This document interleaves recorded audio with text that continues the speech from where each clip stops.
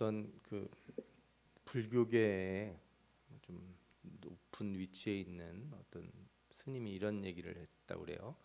기독교는 사랑의 종교고 불교는 깨달음의 종교다, 이런 말을 했다는 거예요. 깨달음이란 무엇인가, 이게 불교에서는 그렇게 중요하대요. 그래서 자기가 뭔가 이렇게 깨우쳐야지 그 신앙을 갖는다는 거죠. 아마도 불교 창시자라고 할 수 있는 이 부처가 어떤 깨달음을 얻고 그걸 사람들에게 전했던 것 같아요. 깨닫는 게 이렇게 중요하다 그래요. 그러면 뭐 우리 교회는 그러면 뭐 깨닫는 거 그렇게 중요하게 생각하지 않냐? 아니, 그렇지는 않습니다. 우리도 다 깨달아야 돼요. 말씀을 듣고 깨닫고, 그죠? 삶에서 깨닫고 다 중요하죠. 그런데 기독교 신앙은 조금 다른 게 있어요. 뭘 더 중요하게 생각하냐면 믿는 걸 더 중요하게 생각해요. 믿어야 깨닫는 거예요. 깨달아져서 믿는 게 아니고요. 내가 먼저 믿어야 깨달아지는 거다. 이게 우리 신앙의 가장 큰 특징 중에 하나예요. 그래서 저는 기독교를 사랑의 종교라고 말하는 것보다 믿음의 종교다 이렇게 말하는 것이 더 적절할 것 같다는 생각이 들어요. 그리고 사랑도 내가 믿기 때문에 하는 거지 그냥 무작정 하는 게 아니거든요. 기독교가 이렇게 믿음을 강조하는 이유는 분명합니다. 믿음이 구원의 길이기 때문에 그래요. 요한복음 3장 16절 우리가 다 잘 알지 않습니까? 하나님이 세상을 이처럼 사랑하사 독생자를 주셨으니 이는 그를 믿는 자마다 멸망하지 않고 영생을 얻게 하려 하심이라. 예수 믿으면 어떻게 된다고요? 멸망하지 않고 구원을 얻는다. 믿는 게 중요해요. 또 로마서 10장 9절에는 뭐라고 나오냐면 내가 만일 내 입으로 예수를 주로 시인하며 또 하나님께서 그를 죽은 자 가운데서 살리신 것을 내 마음에 믿으면 구원을 얻으리라. 아멘.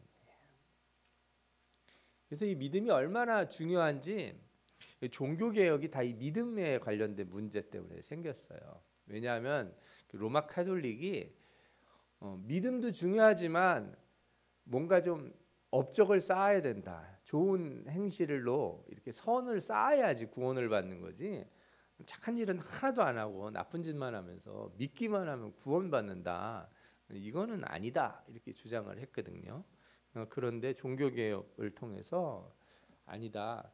믿음 위에 우선하는 건 없다 이거죠. 믿음보다 더 우선하는 건 없고 그 다음에 믿음이 있다면 반드시 거기에 뭐가 따라온다? 선한 행실이 뒤에 따라오는 것이다. 그래서 선한 행실의 위치를 믿음 밑으로 내렸어요. 이렇게 믿음 앞에 있거나 믿음 옆에 있지 않도록 조정을 한 거죠. 이게 우리 개신교 개혁교회들이 믿음을 강조하는 이유예요. 자, 이제 이렇게 믿음을 강조하고 나면 사람들이 말하죠. 도대체 정확히 뭘 믿으라는 거냐? 맨날 믿으라고는 하는데 정확히 뭘 믿으라고 하는 거냐? 뭐 우리가 이미 말씀을 읽은 대로 알 수 있어요. 제일 먼저 우리 뭘 믿어야 되냐? 예수 그리스도를 믿는 거예요. 예수 그리스도를 믿으면 구원을 얻는다. 아멘. 예수님 믿으면 구원을 얻습니다. 성경에 보면 예수님 십자가 달릴 때 옆에 강도가 있었는데 강도는 딴 건 한 거 하나도 없는 것 같아요. 뭘 했어요? 예수 그리스도를 믿었어요. 내 옆에 이 십자가 달려 죽고 있는 이분이 하나님의 아들이시고, 그렇죠? 나를 구원할 자다. 그래서 혹시라도 저를 불쌍히 여기시면 오늘 그 낙원에 가실 때 저를 어떻게 좀 기억해 주시면 좋겠습니다. 이렇게 부탁을 해요. 예수님이 네가 오늘 밤 나와 낙원에 있으리라 이렇게 얘기를 하지 않습니까? 이게 구원은 받았어요. 그래서 우리도 마찬가지예요. 그 예수님 날 구원해 주실 그 예수 그리스도를 믿으면 구원을 받는 거예요. 그런데 이제 조금 강도하고 우리하고는 상황이 좀 다른 게 하나 있어요. 강도는 그리고 죽었어요. 그래서 그 사람은 그리고 끝났는데 우리는 죽진 않아요. 지금도 이렇게 살아 있지 않습니까? 교회도 나오고 내일도 살아야 되고. 그래서 그렇게 강도처럼 믿는 것으로 신앙생활을 다 할 수는 없어요. 예수 믿는 게 가장 중요한 거지만 그 예수 믿는다는 걸 가지고 세상을 살아내야 돼요. 이렇게 살아가야 되는 거예요. 그냥 내가 오늘 죽는 사람, 그래서 어떤 뭐 암 환자가 평생을 예수를 안 믿다가 죽기 임종 직전에 예수 그리스도를 주로 고백하고 나는 예수 그리스도가 나의 구원자 되심을 믿습니다. 이렇게 해가지고 구원을 받을 수는 있어요. 그러나 우리는 오늘 이 얘기를 듣고서 나 예수 믿습니다 하고서 바로 죽을 게 아니지 않습니까? 그러면 그 예수 믿는 거 가지고 내일 어떻게 살아야 되지? 이 얘기를 해야 되는 거예요. 그래서 매주 교회 나와서 이렇게 말씀도 듣고 성경 공부도 하고 이렇게 하는 겁니다. 그러면 이제 여러분들이 또 고민이 되는 거예요. 뭐냐면 아니 교회 나왔는데 매주 예수 믿으라는 얘기를 하는 게 아니라 매번 뭐 이렇게 설교를 다양한 얘기들을 하는 거예요.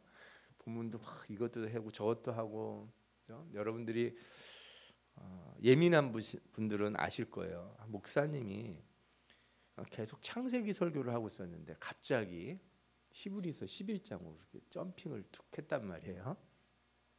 저는 여러분들이 그걸 느끼고 있을 거라고 믿어요. 예. 앞에 있는 목사가 대부분 설교를 이렇게 어떤 성경을 처음부터 쭉 하지 중간에 갑자기 이렇게 하는 일이 그렇게 많지 않기 때문에 그런 생각을 하실 수 있어요. 다 이유가 있는 거예요. 예. 오늘 제가 드리는 얘기는 창세기의 이렇게 연장선상에 있는 것이고 저는 여러분들에게 오늘 믿음이라고 하는 것이 우리가 어떻게 세상을 사는데 쓰여야 되는지 이 믿음을 가지고 세상을 어떻게 바라봐야 되는지를 말씀드리려고 한 것이에요. 우리가 교회를 다니면서 믿어야 할 것에 대해서 얘기를 들을 때 가장 대표적으로 드는 게 뭐냐면 사도신경입니다. 여러분들 예배 시간에 사도신경 외우시죠? 우리가 예수 믿는다 이거를 갖다 좀 길게 얘기해라 그러면 사도신경에 있는 내용을 믿는다 이렇게 얘기하는 거예요. 그래서 우리가 사도신경을 뭐라고 부르냐면 신앙 고백이라고 불러요. 내 믿음을 고백하는 거예요. 어떤 교회에서는 사도신경 이렇게 외우고 그럴 때 손을 이렇게 선서하듯이 이렇게 하기도 하고 어떤 분들은 가슴에 손을 얹고 신앙 고백을 하기도 해요. 그래서 여러분들이 교회를 오래 안 다니셨어도 말씀을 잘 몰라도 혹시 내가 믿는 것을 내가 뭘 믿어야 되냐 생각이 나거든 사도신경을 찬찬히 읽어보시면 돼요. 그러면 세상을 만드신 하나님, 우리를 위하여 세상에 오신 예수 그리스도, 그분이 십자가에 달려 죽으시고 부활하시고 승천하시고 다시 오실 것이고 성령이 우리와 지금 함께 계시다 하는 성경의 내용을 이렇게 요약해서 사도신경이 만들어져 있다는 걸 알게 돼요. 사도신경을 외우실 때 습관적으로 외우시지 말고 그 말씀들을 그 안에 있는 그 문장들을 천천히 되씹어서 그죠? 이렇게 외우면 내가 이걸 믿는구나 이거를 여러분들이 아실 수 있을 거예요. 자, 그런데 이제 문제는 이거죠. 그러면 하나님이 창조하셨다는 걸 가지고 내가 세상을 살아간다는 건 뭔가? 하나님이 세상을 만드셨다는 그걸 가지고 내가 세상을 살아간다는 건 무엇인가? 이걸 생각을 해봐야 돼요. 하나님이 세상을 만드셨다. 이것은 그냥 단순한 지식이 아니라는 거예요. 이런 지식은 사실은 마귀도 알고 있어요. 누가복음에 보면 마귀가 이런 말을 해요. 나사렛 예수여, 우리가 당신과 무슨 상관이 있나이까? 우리를 멸하러 왔나이까? 나는 당신이 누구인 줄 아노니 하나님의 거룩한 자니이다.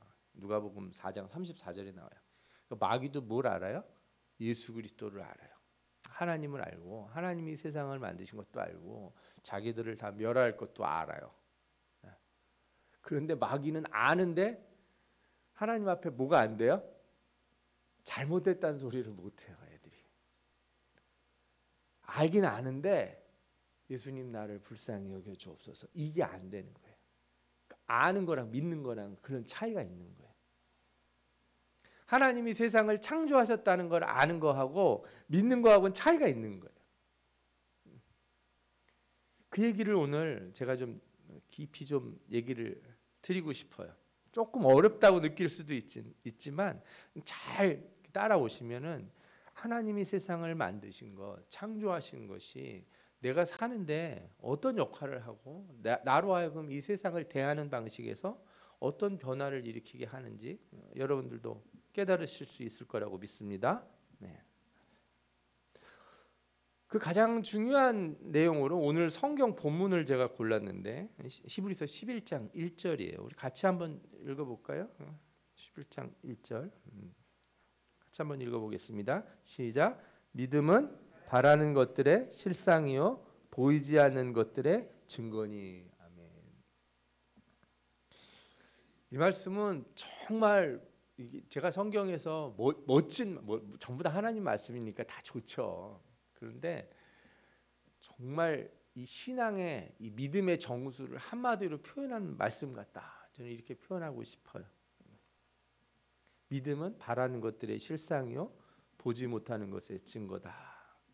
그리고 뭐라고 또 나옵니까? 3절에 믿음으로 같이 읽어보시죠. 3절도 읽겠습니다. 시작. 믿음으로 모든 세계가 하나님의 말씀으로 지어진 줄을 우리가 아나니 보이는 것은 나타난 것으로 말미암아 된 것이 아니니라. 그러니까 믿음을 갖고 이 세상을 보면 이 세상이 만들어진 게 이 세상이 저절로 그냥 이렇게 만들어진 게 아니고 보이지 않는 무엇인가가 이 세상을 만들었다. 이렇게 믿게 된다는 거예요. 이게 중요한 거예요. 여기서 보이지 않는다는 건 그냥 눈에 안 보인다는 말이 아니에요. 여러분들 뭐 라디오 전파나 핸드폰 전파는 우리 눈에 안 보이지 않습니까? 그래도 다 있다는 거 알죠? 예, 핸드폰 전화가 울리고, 그죠? 예를 들어 자석이 쇳덩어리를 잡아당길 때 자석에서 이렇게 손이 나오는 거는 여러분들 못 보셨잖아요, 그죠? 예, 아무것도 안 보입니다. 하지만 자석이 철을 잡아당기는 거를 우리가 알아요. 이것도 보이지 않는 거예요. 그러나 이런 보이지 않는다는 거는요, 그냥 우리 눈에 안 보인다는 말이지 이 세상에 없다는 말이 아니에요. 그냥 보이지 않는 것뿐이에요. 우리 물리적 눈에 안 보인다는 거예요. 여기서 보이지 않는 것, 그죠? 예, 보이지 않는 것으로 세상이 나타났다는 건 뭐냐면은 이 세계에 속하지 않는 초월적인 것이 있다는 거예요. 이 세계가 아닌, 이 세계를 넘어선 초월적인 세계가 있다는 걸 믿는 거예요. 예수 믿을 때 이게 되게 중요해요. 하나님이 어떤 분이냐 그러면 이 세상에 계시고 이 세상의 어떤 힘, 물, 에너지 이런 거로 된 분이 아니고 하나님은 이 세계를 초월하신 분이라는 거예요. 이게 엄청 중요한 거예요. 그러니까 우리가 사는 세계가 있지만 이 세상은 이게 다가 아닌 거예요. 이 세계를 넘어선 세계가 있고 그 세계 가운데 누가 계세요? 하나님이 계십니다. 좀 더 정확히 얘기하자면 이 세계를 초월한 그 세계가 곧 하나님의 모든 능력과 영광과 권세를 가지고 있는 거예요.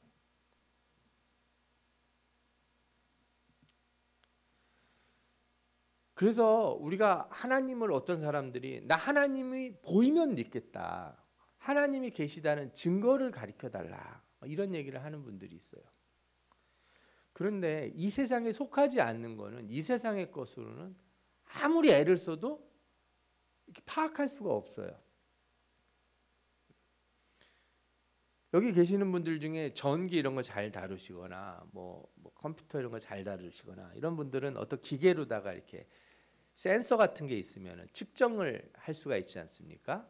예를 들어 전기가 뭐 몇 볼트인지 이렇게 찍어 보면 전기가 나오기도 하고, 그죠? 예. 좋은 저울을 가지고 있으면 무게를 잴 수도 있고, 예.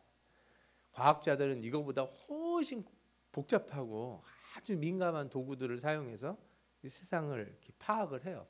우주에서 뭐 전파가 날아다니는데 이거는 도저히 우리가 가지고 있는 이런 핸드폰이나 이런 기계로는 잡히지도 않아요. 얼마나 크냐면 저희 교회보다 더 큰 이런 만환경들을 수십 대 수백 대를 지구에다 갖다 놓고 그 전파 만환경으로 신호를 받아서 측정을 해요. 그러면은 정말 우주에 아주 미세하게 돌아다니는 전파가 있다는 것도 발견할 수 있어요. 그러면 점점 더 이렇게 뭐라 그럴까요? 아주 민감한 장치를 만들면 하나님의 세계, 저 초월의 세계를 우리가 이렇게 발견할 수 있을까? 그렇지 않아요. 오늘 성경이 말하는 건 뭐예요? 이 보이지 않는 것은 이 세계에 속한 게 아닌 거예요. 그런데 이 세계는 어떻게 만들어졌냐? 그 보이지 않는 것에 의해서 만들어졌다는 거예요. 보이지 않는 세계에 의해서. 그래서 우리가 측정할 수도 없고 우리가 이렇게 손으로 만질 수도 없고 우리가 어떤 식으로도 알 수 없는 그 하나님께서 우리 세계를 만드시고 그분이 우리에게 말씀하시는데 그 말씀하신 것을 우리가 이렇게 성경이나 이런 걸 보면 사람들은 다 그거 누가 쓴 거지, 누가 해놓은 거지 이렇게 얘기해. 이게 어떻게 초월적인 거야 이렇게 얘기하지만 우리가 이것을 하나님이 하셨다는 거를 뭘로만 알 수 있냐? 믿음으로만 알 수 있다. 과학자들처럼 이렇게 측정을 해서 아는 게 아니고 우리는 하나님이 계시다는 것, 이 세계를 초월한 세계가 있다는 걸 뭘로 안다고요? 믿음으로 안다. 아멘. 같은 내용이 골로새서에 이렇게 나오는데 만물이 그에게서 창조되되 하늘과 땅에서 보이는 것들과 보이지 않는 것들과 혹은 왕권들이나 주권들이나 통치자들이나 권세들이나 만물이 다 그로 말미암고 그를 위하여 창조되었고 또한 그가 만물보다 먼저 계시고 만물이 그 안에 함께 섰느니라. 아멘. 어떤 의미에서 이 세계는 하나님 가운데 있어요. 우리는 예수 그리스도 안에 그 삼위일체 하나님 안에 우리 세계가 존재하는 거예요. 사도행전 18장에도 이런 말씀이 나와요. 우주와 그 가운데 있는 만물을 지으신 하나님께서는 천지의 주제시니 손으로 지은 전에 계시지 아니하고 무엇이 부족한 것처럼 사람의 손으로 섬김을 받으시는 것이 아니니.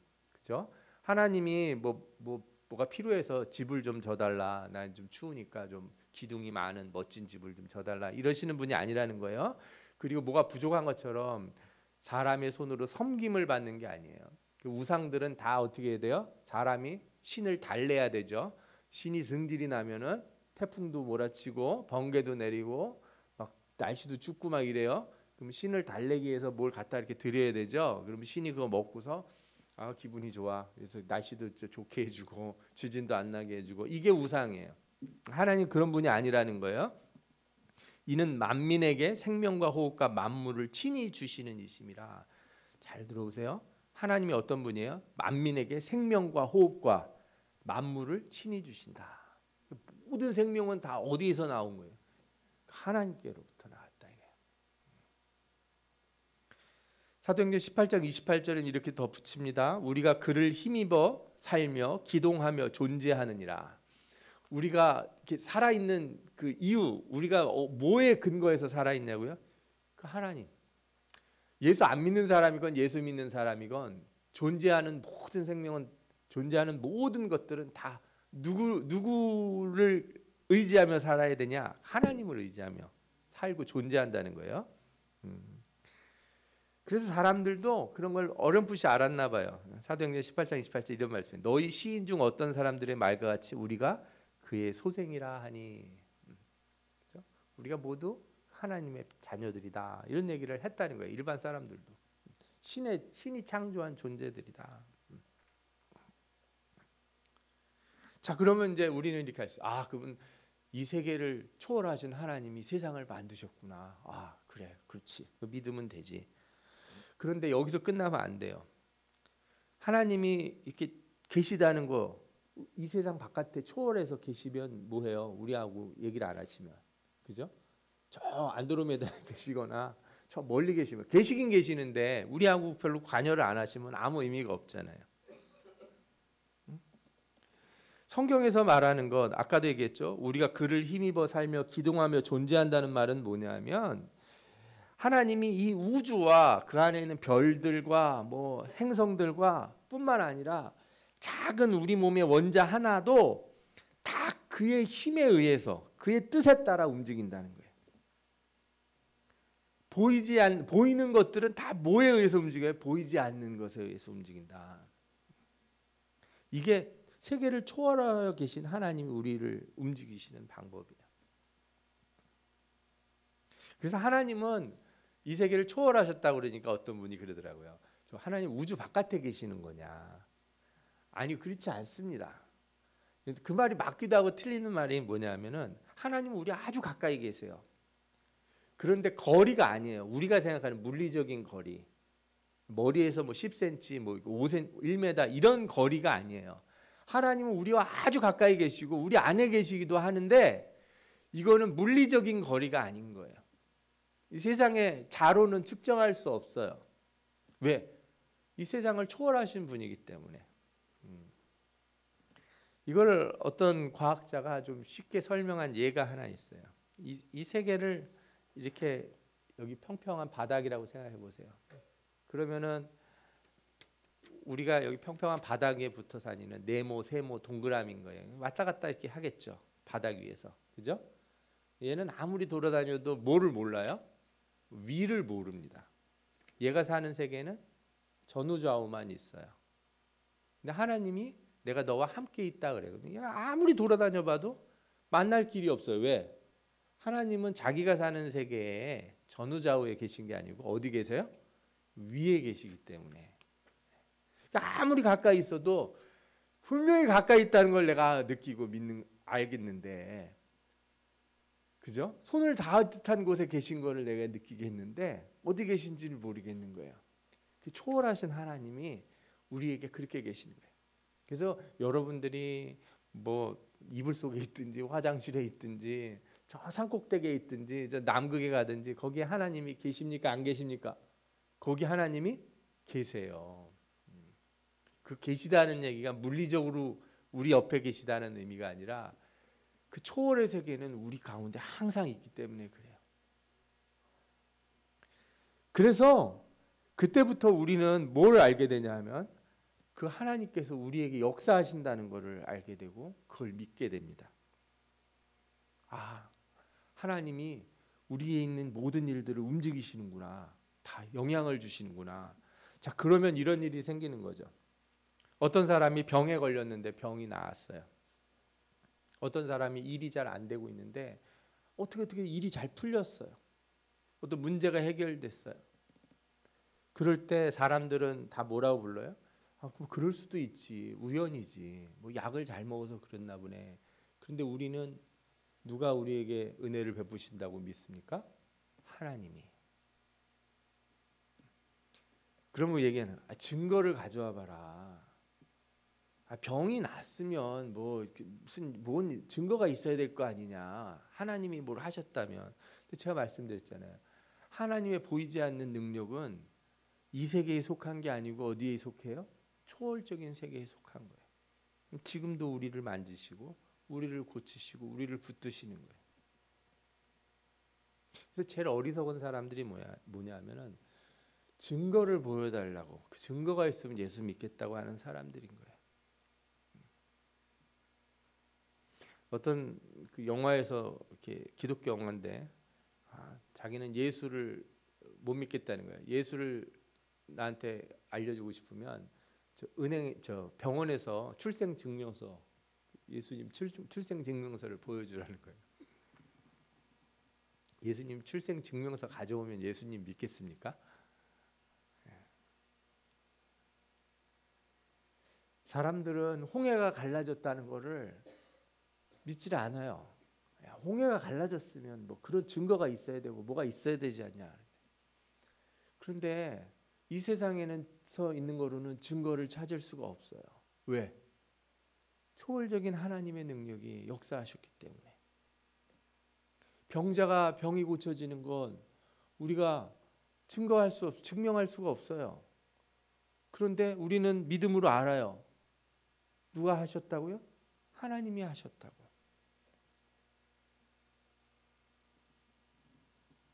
그래서 여기서 정말 중요한 이 갈림길이 생겨나기 시작해요.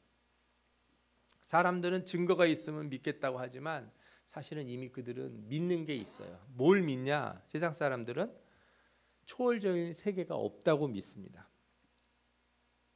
사람들은 보이지 않는 힘이 없다고 믿어요. 그러니까 그 사람들은 믿음이 없는 게 아니라 믿음이 있어요. 어떤 믿음이에요? 하나님이 없다는 믿음. 초월적인 것이 없다는 믿음.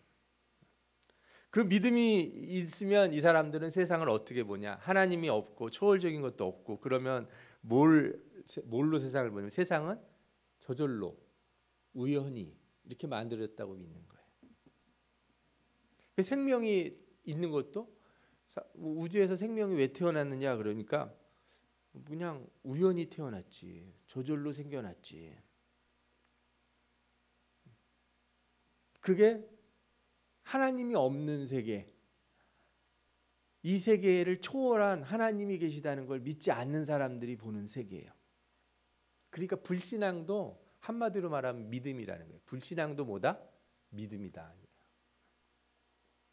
하나님이 없다고 하는 믿음, 초월적 세계에 없다는 믿음, 우리 가운데 일어나는 일은 모두 우연이고 저절로 일어난 일이라고 하는 믿음. 자, 이렇게 되면 그 다음부터는 더 큰 문제가 생겨요. 그러면 세상은 목적이 없어져요. 왜? 우연히 일어나고 저절로 생긴 일이라 어디로 가는지 뭘 해야 되는지가 없어요. 사람이 태어날 때 내가 왜 태어났습니까? 그랬더니 그 내가 압니까? 그냥 태어난 거지. 그럼 그냥 태어났으니까 목적이 있어요? 없어요? 없어요. 자기가 좋은 거 하다가 죽으면 되죠. 그냥 행복하게 살다가 죽으면 됩니다. 이게 세상 사람들이 가지고 있는 세계관이에요. 그렇게 해서 그렇게 행복하게 살다가 죽으면 그러면 그게 뭔가요? 뭐 아무것도 아니죠. 뭐 무슨 의미가 있겠습니까? 그래서 이 세계를 만드신 하나님을 부정하고 믿음을 안 가지면은 그 다음부터는 어떤 일이 생기냐? 목적도 없고 결과도 알 수 없고 모든 게 자연적이고 선한 것도 악한 것도 없어지고 의미도 없어져요. 굳이 뭐 의미도 없어요. 어떤 분이 이렇게 생각해. 아, 무슨 소리냐. 그래도 우리가 뭐 좋은 거 만들고 예를 들어서 뭐 과학자들이 이런 컴퓨터도 만들고 이런 거 만들고 이게 다 의미가 있는 거 아니냐. 그런데 제가 얼마 전에 그 천문학 박사가 발표하는 세미나를 들었는데 세상 사람들이 어떻게 예측을 하냐면 우주가 아주 먼 미래가 되면 어떻게 된다. 아주 어마어마하게 먼 미래가 되면 어떻게 된다. 저 태양이 부풀어 올라서 일단 지구는 다 없어져 버려요. 그때까지 여기 살고 있으면 안 된대요. 우주선 타고 어디로 딴 데로 가야 되는데 딴 데로 가서 살면 괜찮냐? 그렇지도 않아요. 또 오랜 시간이 지나면 거기도 다 무너져요. 그래서 나중에는 우주가 어떻게 되냐면 이렇게 아무것도 안 남고 그냥 무가 된대요. 공허가 된답니다. 다 쪼개지고 다 흩어지고, 그죠? 그러니까 인간이 만들어 놓은 아무리 멋진 뭐 유산이든 과학적인 어떤 문명이든 그런 게 존재한들 시간이 지나면 다 어떻게 된다고요? 다 없어진다. 이게 세상 사람들 과학이 보는 세계관이에요. 무의미, 허무. 저절로 생겨났으니 뭐 없어진들 무엇하리요 이렇게 사는 거죠. 그렇게 먼 얘기를 안 해도 하나님이 없으면 예를 들어서 누가 병에 걸려서 죽든지 화산이 나든지 지진이 나든지 하늘에서 운석이 떨어져서 뭐 난리가 나든 전쟁이 나든 그런 건 선도 아니고 악도 아니고 그냥 우연히 일어난 일이 되는 거예요. 세상에 어떤 나라에 어떤 사람이 대통령이 되든 어떤 나라에 전쟁이 일어나든 그거는 그냥 그렇게 일어난 일이지 역사 가운데 그럴 때도 있고 저럴 때도 있었던 거지 거기에 의미를 부여할 수 없다. 그냥 의미를 부여해봐야 그냥 우리가 잠시 세상 사는 동안 갖는 의미지 영원한 의미도 아니라는 거예요. 반대로 믿음이 있으면 어떻게 돼요? 이 세계의 시작에는 하나님의 섭리와 작정이 있었고 이 세상은 하나님이 뜻대로 만들어졌다는 거예요. 그래서 하나님을 믿는 사람은 그때부터는 세상을 보는 모든 게 달라져요. 뭐가 달라지냐? 이 세상에 목적이 있고 의미가 있다 이렇게 보는 거예요. 아멘. 네, 여러분들 내가 왜 사냐 이런 우리 세상 사람들 그러냐. 아유 뭐하러 사냐 막 이렇게 생각하는데 여러분들 삶에 다 의미가 있습니다. 아직도 내 삶의 의미가 뭔지 잘 모르겠고 내가 왜 이렇게 열심히 살아야 되는지 왜 내가 돈을 벌고 막 이렇게 막 힘들게 살아야 되는지 고민이 되십니까? 이렇게 사는 거 그냥 빨리 후딱 죽었으면 좋겠다 이런 생각하시는 분도 있으세요 혹시? 그런 분은 없죠? 예수 믿는 사람이 하지 말아야 될 말이 뭐냐 그러면 우연히 저절로 몰라 그냥 그렇게 된 거지. 그런 거는 예수 믿는 사람들이 세상을 보는 눈이 아니에요. 우리는 어떤 사람이 태어났을 때도 다 의미가 있다고 생각하고 설사 태어났는데 몸에 여러 가지 병이 있어서 불구로 태어났든지 기형이 있다든지, 혹은 어떤 사람들이 살다가 사고를 당해서 큰 고통을 겪든지, 또 어떤 사람이 또 잘 돼서 돈을 많이 벌고 부자가 되고 큰 사업을 성공하든지, 다 뭐가 있어요? 거기에 의미가 있어요. 우리가 잘은 모르지만, 다 알 수는 없지만 하나님의 뜻이 있고 섭리가 있다고 보는 거예요. 그래서 예수 믿는 사람들은 절대 허투루 살 수가 없어요. 대충 살 수가 없어요. 오늘 이 시간이 나에게 무슨 의미가 있는지를 내가 하나님 앞에서 항상 묻고 붙들어야 되는 거예요. 소중하게 생각하는 거예요. 그게 없이 살아가는 사람처럼 불쌍한 사람이 없는 거예요. 그냥 아침에 자고 일어났다가 열심히 그냥 이렇게 하다가 특히 저녁이 됐고 뭐 그런 거지 하고서 시간이 지나가는 그런 삶을 사는 거는 기독교 신자로서 살아갈 삶의 모습이 아닌 거죠. 우리는 모든 게 다 의미가 있다고 생각하는 거예요. 내가 병에 걸려서 수술을 해도 거기에도 의미가 있는 거고, 하나님이 은혜를 주셔서 병이 잘 낫는 것도 의미가 있는 거고, 그렇게 기도를 해도 병이 낫지 않는 것도 뭐가 있어요? 의미가 있는 거예요. 바울이 자기의 병을 놓고 하나님 앞에 3번이나 기도했는데 내 은혜가 내게 족하다 하고 고쳐주지 않았을 때 바울이 이거 의미 없다 그러지 않았어요. 이게 다 내 신앙에, 내 삶에, 내 하나님 뜻을 따라 사는 데 의미가 있다는 것을 인정하고 깨닫는 거예요. 자, 이제 우리는 이 2가지 세상을 알았잖아요. 하나님이 이 세상을 만드시고 초월하신 분이 계시고 모든 걸 움직이시는 분이 계시다는 믿음을 가지고 사는 사람들, 그 사람들은 의미가 있고 목적이 있다고 생각하는 사람들이고, 그런 게 없어지면 아무리 의미가 있다, 목적이 있다고 말하지만 그게 사실 허황된 말이라는 것을 잘 알게 되는 그런 사람들이 있다는 걸 우리가 알 수 있어요. 그러면 이 세상은 어떻게 되냐? 이 두 믿음이 싸워요. 이 세상을 믿음의 싸움이, 믿음의 싸움. 무의미와 의미의 싸움이고 우연과 목적의 싸움이에요. 우리는 예수 믿고 저 사람들은 예수 안 믿으니까 그냥 알아서 살아. 우리 뭐 별로 할 얘기 없어. 이런 게 아니고요. 살면 항상 부딪히게 돼 있어요.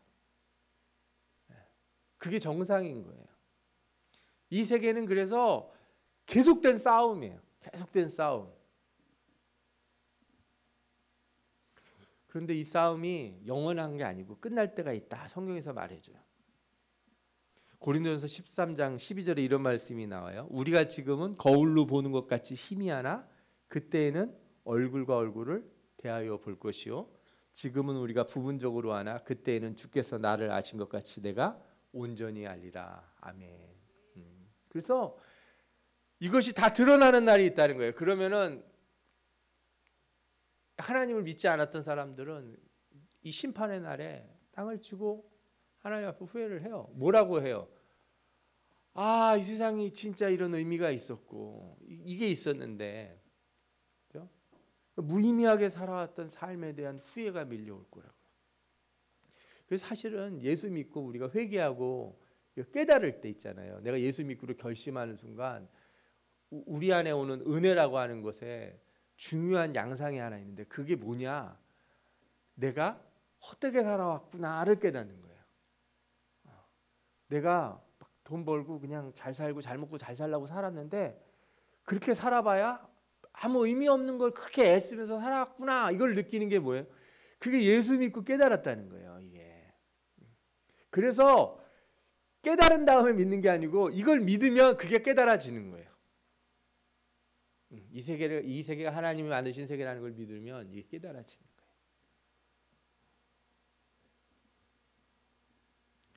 우리는 그러나 지금은 희미하다. 분명히 성경에 얘기했어요. 맞아요.